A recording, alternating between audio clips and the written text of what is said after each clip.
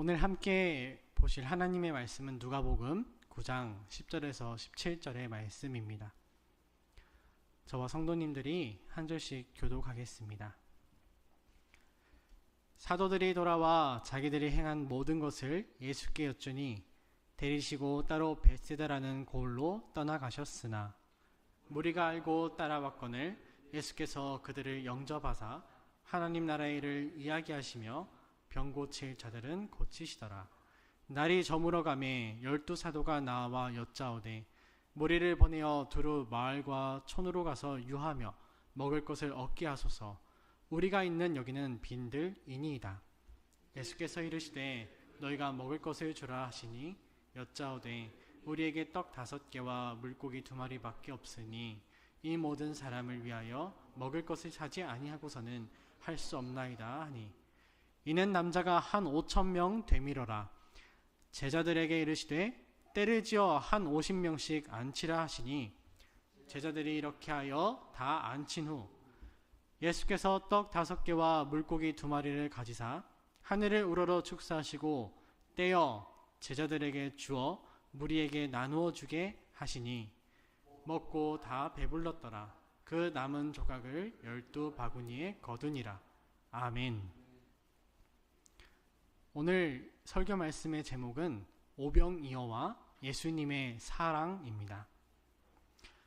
기독교 안에서 특별히 선교 현장에서 오래된 논쟁이 하나가 있습니다. 들어보셨을 것 같습니다. 이 복음과 빵 중에서 뭐가 먼저냐 하는 문제입니다. 들어보셨을 수도 있고 또 생각도 해보셨을 것 같은데요. 저는 이 질문을 처음 들었을 때 당연히 복음이라고 생각했습니다. 그렇게 결론을 내렸습니다. 선교 현장에 나갔으면 선교의 주 목적인 복음을 전해야 마땅하다. 둘 중에 하나를 고른다면 당연히 복음이다. 이런 결론을 내렸습니다. 그런데 조금 더 생각해 보고 나서는요. 이거는 질문이 너무 잘못됐다. 조잡하다. 그런 생각을 하게 되었습니다. 질문 자체가 문제였다는 말씀이죠. 왜 둘 중에 하나를 꼭 선택하도록 강요를 하느냐 하는 것입니다. 사람에게는 복음과 양식 두 가지가 모두 필요합니다. 영과 육으로 이루어진 사람에게 둘 중 하나도 어느 것 하나 필요하지 않은 것이 없습니다. 그래서 주님이 가르쳐 주신 이 주기도문에서도 이 영과 육을 위한 강구가 다 포함되어 있는 걸 우리가 알고 있습니다. 그리고 오늘 말씀에서 예수님께서 보여주시는 주님의 사역 또한 그렇다는 것입니다.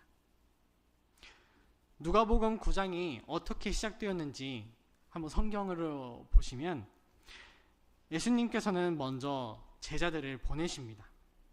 따로 불러서 세우신 12제자를 파송하십니다. 보냄받은 제자들은 예수님께 큰 이적의 권능을 받아서 사역합니다. 제자들은 마을을 두루 다니면서 복음을 전하고 병을 고치는 그런 기적을 보였습니다. 그리고 그 무렵에 예수님께서 한 소식을 들으십니다. 어떤 소식이냐면 세례 요한이 죽었다 하는 것입니다. 세례 요한이 목이 베어 죽었습니다.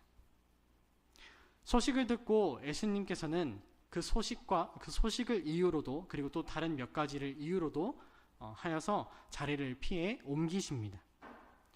아직은 예수님께서 죽으실 때가 되지 않았기 때문이기도 하고요. 또 이 함께하는 제자들의 안전 문제를 위해서도 그렇고요. 또 마가복음의 기록을 보시면 휴식을 잠시 취하기 위해서도 예수님께서는 자리를 옮기셨습니다. 그렇게 예수님께서는 사람들이 드문, 인적이 드문 벳세다라는 지역으로 자리를 옮겨 가셨습니다. 그런데 웬걸 그곳에 가니까 예수님께서 생각하시고 옮기신 그 목적과는 전혀 다른 모습이었습니다. 상황이 달랐습니다. 왜냐하면 거기에는 이미 예수님을 보러 온 많은 사람들로 인산인해를 이루고 있었습니다. 예수님께서 그리고 제자들이 이미 많은 병고침과 같은 그런 기적을 보이면서 사역을 했기 때문에요. 사람들이 그것을 바라고 그곳에 먼저 와서 모여 있었던 것입니다. 예수님께서 다니셨던 그 지역에 병들고 가난했던 사람들이 많았다 하는 것을 생각하면 이렇게 사람들이 몰린 것이 더 이해가 됩니다. 사랑이 풍성하신 예수님께서 그 피해 가신 한적한 곳이 아니었을지라도 이 몰려든 사람들을 내치지 않으셨고요. 다시 사역하시기 시작하셨습니다. 하나님 나라의 일을 다시 말씀하시기 시작하셨고 병든 사람들을 고쳐주셨습니다. 그리고 어느새 날이 저물어서 이제 사람들이 먹을 것이 필요한 시간이 되었습니다. 이 제자들은 사람들에게 어떻게 하면 먹일 수 있을 것인가를 고민했습니다. 이 많은 사람들을 먹이기에는 제자들이 가지고 있던 것이 너무 적었기 때문입니다. 그래서 주님께 말씀을 드립니다. 무리를 보내어 두루 마을과 촌으로 가서 유하며 먹을 것을 얻게 하소서. 우리가 있는 여기는 빈들이니이다. 이 제자들의 제안이 아주 합리적입니다. 사람들이 왔던 곳이 있으니까 다시 제 길로 가서 집에 가서 먹을 것을 먹고 쉬게 하십시오. 이런 제안을 드린 것입니다. 그런데 예수님의 계획은 이 제자들의 합리적인 생각과는 좀 다르셨습니다. 예수님께서는 제자들의 요청을 거부하셨고 이렇게 다시 말씀하십니다. 너희가 먹을 것을 주라. 이 본문에 기록된 그 사람 수를 추산해 보면 성인 남자만 5,000명이라 되어 있습니다. 그래서 아무리 적게 잡더라도 최소 10,000명은 그 자리에 함께 있었습니다. 그런데 예수님이 그 많은 사람들에게 너희가 먹을 것을 주라고 말씀하시는 것입니다. 가진 것이 전혀 없고 여기는 빈들인데도 말입니다. 도무지 예수님의 생각을 알 길이 없는 제자들입니다. 그렇지만 이 병행구인 요한복음의 기록에 따르면요, 예수님께서는 제자들에게 그렇게 말씀하실 때 이미 어떻게 하실지를 정해놓고 계셨습니다. 예수님은 제자인 빌립에게 물으셨습니다. 어디에서 떡을 사서 이 많은 사람들을 먹이겠느냐? 그랬더니 제자 빌립이 대답합니다. 200데나리온이 있을지라도, 그래서 조금씩 먹게 할지라도 모자랄 것입니다. 그렇게 대답합니다. 이렇게 예수님과 제자들이 대화하는 가운데 한 제자 안드레가 있었습니다. 이 안드레가 떡과 물고기를 가지고 예수님께 나옵니다. 그 떡과 물고기는 어떤 한 아이가 도시락처럼 들고 다닌 그런 먹을 것이었습니다. 정말 작은 것이죠. 10,000명이 넘는 사람들이었는데 떡과 물고기 5병이여 해봐야 얼마나 될까요? 그런데 예수님께서는 개의치 않으시고 제자들에게 사람을 때로 모여 앉히라 하셨습니다.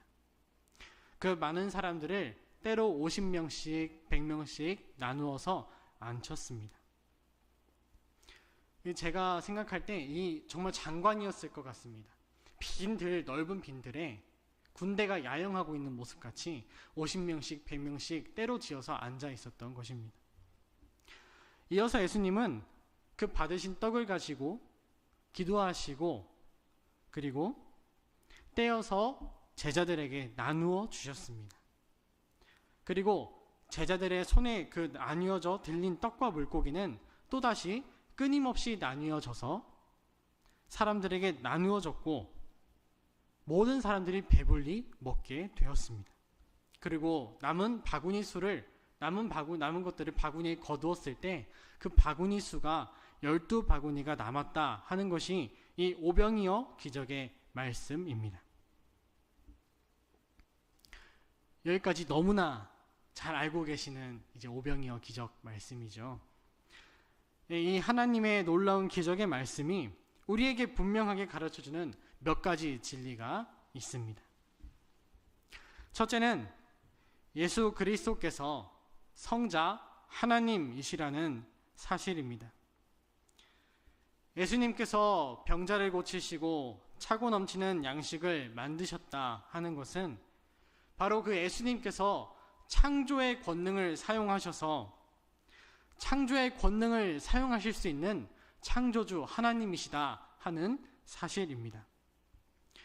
하나님께서 주신 지혜로 우리도 얼마간 따라할 수 있습니다. 의학이 발달하고 농업이 발달해서 사람들을 고치고 또 사람들을 어느 정도 양식을 풍족하게 먹일 수 있습니다. 하지만 그건 사람이 할 수 있는 한계가 있습니다. 창조주 하나님이신 예수님께서는 그저 원하시기만 하시면 병든 자를 고치셨고, 그저 원하시기만 하시면 떡을 무한으로 늘리셔서 사람들을 먹이실 수가 있었습니다. 이 기적을 보이신 예수님께서 하나님의 아들이다 하는 사실이 이 기적에 분명하게 드러나 있습니다. 예수님께서 사람들에게 이 기적을 보여주신 이유가 달리 있지 않습니다. 예수님께서 이처럼 창조의 권능을 사용하셔서 사람들을 배불리 먹이신 이유는 예수님께서 하나님이시라는 것을 증거하시기 위함이었습니다. 예수님께서 이 땅에 오신 이유는 예수 그리스도를 구주로 믿게 하고 죄를 회개하게 하고, 그래서 하나님 나라에 들어가게 하시려고 이 땅에 오셨습니다. 그 계획은 이 세상이 시작되기 전부터 하나님께서 우리를 향해 가지고 계셨던 영원한 계획이었습니다. 이 오병이어의 기적은 하나님께서 그 영원전에 계획하셨던 그 계획이 예수 그리스도 안에서 일어난 기적의 사건입니다. 얼마 전에 이 본문을 가지고 우리 아이들에게 설교를 했습니다. 설교를 하다가 예수님 손에서 떡과 물고기가 끊임없이 나왔어, 이렇게 애들한테 설교를 하니까 아이들의 눈이 정말 동그래졌어요. 그리고 막 웃으면서 너무 놀라워했습니다. 그때 이런 생각이 들었습니다. 이 아이들의 반응이 정말 믿음을 가지고 하나님의 그 기적을 바라보는 그런 믿음의 눈이구나, 그런 놀라워하는 감격이구나 하는 생각이 들었습니다. 저 역시도 어렸을 때 이 놀라운 기적의 말씀을 들었던 때가 있었을 겁니다. 근데 이제는 기억도 잘 나지 않습니다. 그리고 너무 자주 듣고 정말 빈번하게 들었기 때문에 이게 좀 마음속에 이 감격이 좀 희미해졌어요. 그런데 우리 성도님들께서는 어떠실까 그런 생각도 듭니다. 하지만 오늘 하나님께서 우리에게 정말 어린아이와 같은 그런 마음을 주셔서 다시금 이 창조주 하나님의 놀라운 기적의 말씀을 감격으로 듣고 믿는 그런 놀라운 은혜가 우리에게 있기를 바랍니다. 이 오병이어 사건에서 발견할 수 있는 두 번째 진리가 또 있습니다. 두 번째 진리는 예수님께서 제자들을 통하여 일하셨다는 사실입니다. 본문인 10절이 시작되기 이전에 9장 1절의 말씀은 예수님께서 제자들에게 권능을 주시고 파송하시는 것으로 시작합니다. 예수님은 제자들과 함께 생활하시면서 그들을 가르치실 뿐 아니라 그들을 사역의 주체로 세우셨습니다. 예수님께서 모든 일을 다 하시지 않으시고 제자들을 또다시 사역할 수 있는 주체로 세우셨습니다. 주님은 이 오병이어의 기적을 일으키실 때에도 제자들을 사용하셔서 그 현장에 개입시키셨습니다. 예수님은 13절에서 너희가 먹을 것을 주라고 말씀하셨고, 또 14절에서는 제자들에게 사람들을 앉히라고 하셨고, 16절에서는 제자들에게 떡과 물을 나누어 주셔서 그들을 통하여 예수 그리스도의 그 놀라운 기적이 이루어지게 하셨습니다. 이 모든 것들이 예수님께서 하시려면 하실 수 있는 일이었습니다. 전능하신 하나님께서 원하시고 하시고자 하시면 다 하실 수 있는 일이었습니다. 하지만 그럴 수 있음에도 불구하고 예수님께서는 제자들에게 사역을 위임하시고 나누셨습니다. 그리고 그 현장에 제자들을 개입시키셨습니다. 예수님께서 이 땅 가운데 모든 사역을 마치시고 제자들에게 마지막으로 명령하실 때에도 너희는 가서 모든 민족을 제자로 삼으라 이렇게 명령을 주시지 않으셨습니까? 예수님께서는 이 세상을 떠나신 다음에도 여전히 이 땅에 남아서 사역을 이어가야 될 제자들을 위해서 이 사역에 동참시키신 것입니다. 예수님께서는 지금도 예수님을 믿고 따르는 제자들을 통해서 예수님의 일을 이루어 가십니다. 아주 작은 일에서부터 큰 일에 이루기까지 정말 예수님을 믿는 사람들이 이룬 일이 너무나 많습니다. 제자들을 통하여 일하십니다. 그리고 바로 그 제자들이 바로 우리다 하는 것입니다. 우리가 하는 일이 얼마나 성과가 있고 얼마나 열매가 맺혀지느냐 하는 것은 사실 그다지 중요한 문제가 아닙니다. 어쩌면 그런 것은 우리를 바라보시는 예수님의 관심사가 아닌 것 같습니다. 중요한 것은 예수님께서 제자들의 손을 통해서 일하신다는 것이고 바로 그 방법을 원하신다는 것이고 그 방법으로 지금까지 일해 오셨고 앞으로도 일하신다는 사실입니다. 그리고 열매는 주님께서 직접 거두십니다. 예수님은 제자인 우리의 손에서 예수님의 사랑이 전해지기를 원하십니다. 우리의 손이 우리가 얼마나 큰 일을 할 수 있을까 이것을 걱정하지 않으셔도 됩니다. 우리의 손이 작지 않습니다. 중요한 것은 우리가 무엇을 하고 있느냐 하는 것입니다. 베세다 언덕에서 제자들은 빈 들을 보면서 생각했습니다. 대체 우리가 어떻게 이 많은 사람들을 먹일 수 있을까? 그렇게 염려하고 있었습니다. 근데 예수님께서는 염려하는 제자들을 보시면서 이미 제자들을 통해서 이루실 놀라운 기적을 계획하고 계셨습니다. 제자들의 손을 통해서 전해질 예수님의 사랑을 생각하고 계신 것이죠. 예수님께서 이 제자들을 통해서 예수님의 기적을 이루어 가신 것처럼 우리를 통해서 이루시는 그런 놀라운 사랑이 있는 줄로 믿습니다. 그것이 우리 눈에 보이는 것도 있어서 함께 기뻐할 수 있는 것도 있겠지만은 어떤 것은 우리가 미처 생각지도 못한 것일 수도 있고 어떤 것은 내가 하는 이 일이 과연 어떻게 이루어질까, 어떻게 이어질까 미처 생각지 못할, 어쩌면 죽을 때까지 알지 못할 것이 있을 수도 있습니다. 그렇지만 그것은 단지 우리가 보지 못하고 알지 못하는 것일 뿐이고 예수님께서는 이날에도 우리의 손을 통해서 놀라운 일들을 분명히 이루고 계시는 줄 믿습니다. 이 오병이어의 사건이 우리에게 가르쳐주는 세 번째 진리가 있습니다. 그것은 예수님께서 진실로 사람들을 사랑하셨다 하는 것입니다.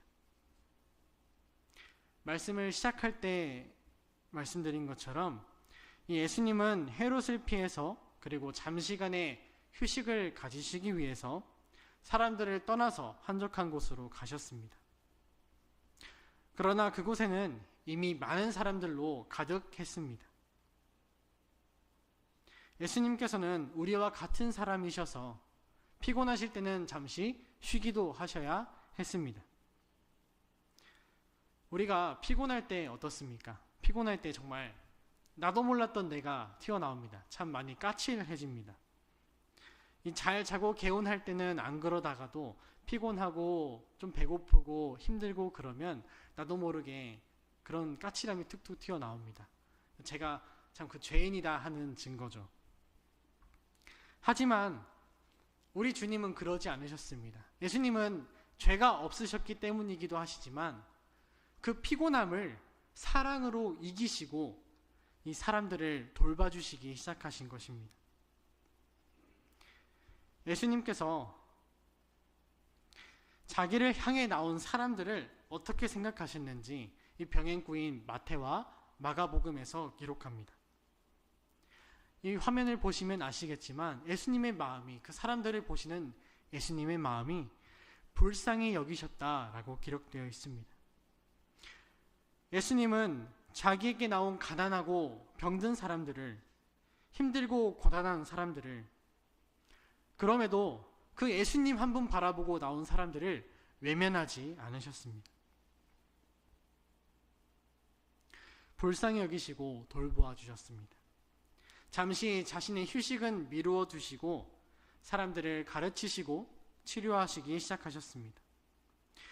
날이 저물 때까지도 쉼없이 일하신 예수님을 생각하면 이 사람들을 불쌍히 여기시고 사랑하셨던 마음이 참 느껴집니다.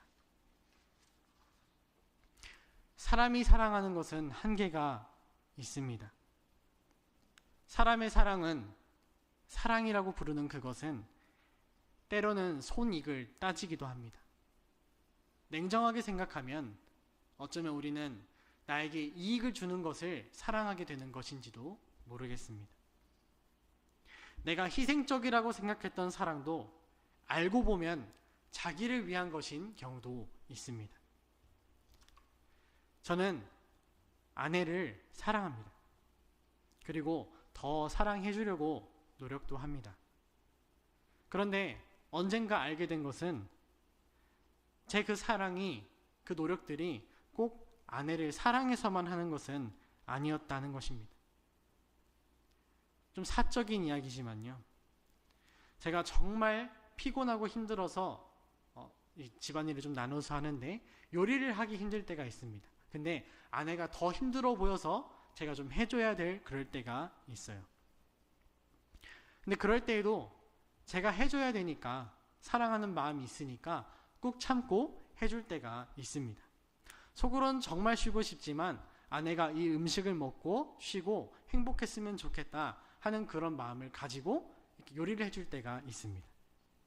그런데 그런 마음의 이면에는 다른 마음도 함께 있습니다. 아내가 이 음식을 먹고 행복했으면 하는 마음도 있지만 아내가 음식을 먹고 안 힘들었으면 좋겠다는 것이 있습니다. 그 마음이 무엇인가 파고 갑니까? 아내가 힘들면 결국 내가 힘들거든요. 아내가 이거 먹고 안 힘들어야 나도 좀 안 힘들 수 있고 쉴 수 있다. 그런 마음이 제 마음 가운데 같이 있는 것을 언젠가 알겠다 하는 것입니다. 그런데 그런 좀 뭐랄까 이율배반적인 그런 두 가지 마음을 가지고 애써가지고 참고 아내에게 뭔가를 해줄 때는 해주고 나서도 썩 마음이 개운치 않습니다. 약간 화가 나 있어요. 저도 제 마음을 알 수가 없습니다. 그만큼 사람이 하는 사랑에는 한계가 있다 하는 말씀입니다.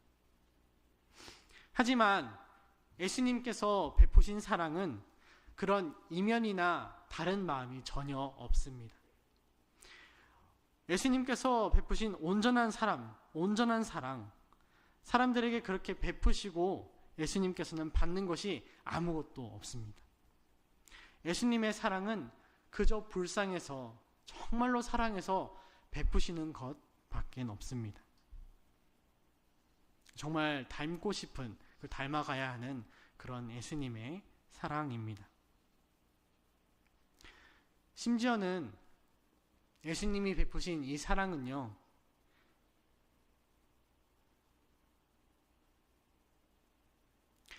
이 베푸신 다음에 부작용이 있었습니다. 사람들이 예수님을 따르다가 오병이어의 기적을 맛보고 배부른 다음에는요, 예수님을 따라가는 목적이 바뀌었어요. 예수님을 먹고 배불러서 따라갑니다. 예수님을 믿고 구원을 얻기 위해서 따르는 게 아니라 예수님을 왕으로 삼고 나를 영원히 배불려줄 그럴 분으로 모시려고 따라갑니다. 그런데 그럼에도 예수님은 사람들이 그렇게 오류에 빠지고 잘못된 마음을 가지고 나를 따를 것임을 아시면서도 그럼에도 이 사람들이 불쌍해서 기적을 베푸시고 배불리 먹이셨습니다. 그게 예수님의 사랑입니다. 예수님께서는 그 사람들의 처지를 정말로 불쌍하게 여기셨던 것이죠. 이 말씀을 묵상하면서 우리를 서로 불쌍하게 여기는 마음보다, 내가 나를 불쌍하게 여기는 마음보다 예수님께서 하나님께서 우리를 보고 불쌍히 여기시는 마음이 더 절절하겠구나 하는 생각이 들었습니다. 왜냐하면 우리는 태어나면서부터 이런 모습이어서 이 안에서 우리가 서로를 생각하고 스스로를 생각하지만, 하나님은 우리를 만드시고 보시기에 심히 좋았다 하는 그때를 기억하고 계시지 않습니까? 그런데 그 하나님이 죄를 짓고 비참해져서 굶주리고 병든 사람들을 보셨을 때 정말 얼마나 비참하고 불쌍한 마음을 가지셨을까 하는 그런 마음이 생각이 났습니다. 오죽 불쌍하셨으면 그 하늘의 영광을 버리고 자기를 비워 종의 형체를 가지시기까지 우리를 위해 이 땅에 내려오신 예수님의 사랑입니다. 예수님은 우리를 참으로 불쌍히 여기시고 사랑하시는 분이십니다. 사랑하는 도토리교회 성도 여러분, 예수님의 이 진실한 사랑을 본받는 우리가 되기를 바랍니다. 우리에게 보여주신 오병이어의 사랑을 마음에 새겨야 합니다. 나의 모든 것을 내어주고 희생하는 사랑, 내 마음이 아니라 이웃의 필요를 먼저 생각하는 그런 사랑, 또 오래 참고 기다려줄 줄 아는 그런 사랑, 예수님께서 우리에게 보이신 그런 사랑이 우리에게 있기를 바랍니다. 때로는 우리는 사랑의 조건을 내겁니다. 내 필요에 부합해야만, 내가 생각하는 대상이어야만, 내가 사랑할 만한 사람이어야만 내 것을 내어주겠다라고 생각합니다. 하지만 이 말씀에서 예수님께서 보여주신 사랑은 전혀 그렇지가 않았습니다. 예수님의 사랑은 받을 사람들이 전혀 받을 수 없는 그런 사랑이었고, 누구 하나 자격이 있어서 받은 것이 아니었습니다. 그저 그 사람들은 불쌍했다 하는 것 말고 아무런 이유가 없었습니다. 우리가 베푸는 사랑에도 이 예수님의 사랑처럼 불쌍히 여기는 마음 말고는 아무런 이유가 없기를 바랍니다. 함께 잠깐 기도하겠습니다.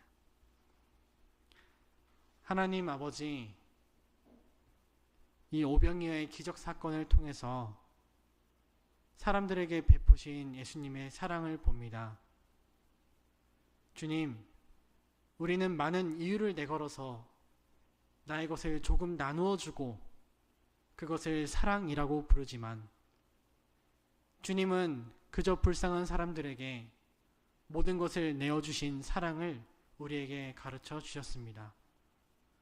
주님, 우리가 이 세상을 살아가는 동안 주님 보여주신 사랑을 모두 이룰 수는 없겠지만, 그럼에도 주님 따라가며 나의 모든 것을 내어주는, 그저 불쌍해서 사랑해서 베푸는 그런 놀라운 사랑을 본받을 수 있도록 주님 도와주시고 함께하여 주시옵소서. 예수님의 이름으로 기도합니다. 아멘. 주기도문으로 수예배를 마치겠습니다. 하늘에 계신 우리 아버지여, 이름이 거룩히 여김을 받으시오며 나라의 임하옵시며 뜻이 하늘에서 이룬 것 같이 땅에서도 이루어지이다. 오늘날 우리에게 일용할 양식을 주옵시고, 우리가 우리에게 죄 지은 자를 사하여 준 것 같이 우리의 죄를 사하여 주옵시고, 우리를 시험에 들게 하지 마옵시고 다만 악에서 구하옵소서. 대개 나라와 권세와 영광이 아버지께 영원히 있사옵나이다. 아멘.